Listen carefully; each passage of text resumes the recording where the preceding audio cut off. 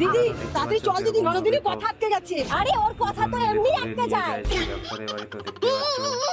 আরে নিয়ে যাচ্ছি তো, আর কত তাড়াতাড়ি নিয়ে যাবো? কি ব্যাপার দিদি, কি হয়েছে? ওনাকে এইভাবে কোথায় নিয়ে যাচ্ছেন? উনি খুব অসুস্থ, তাই হাসপাতালে নিয়ে যাচ্ছি। তাহলে তাড়াতাড়ি গাড়িতে বসান, আমি নিয়ে যাচ্ছি। না দাদা, এখন গাড়িতে বসানোর সময় নেই, তাড়াতাড়ি ডাক্তারের কাছে নিয়ে যেতে হবে।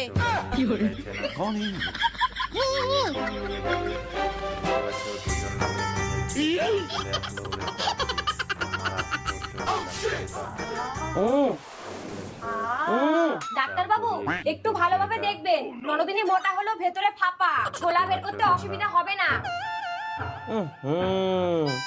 এটা তো খুব খারাপ ভাবে আটকে গেছে। তা ছোলাটা ঢুকলো কি করে? আপনাকে ডাক্তারকে বানিয়েছে বলুন তো, এইটুকু বুঝতে পারছেন না? একটু চুপ কর তো। ডাক্তার বাবু আজকে সকালে চলে আসো, তাকিয়ে করে হয়। ভিডিওটা ভালো লাগলে অবশ্যই লাইক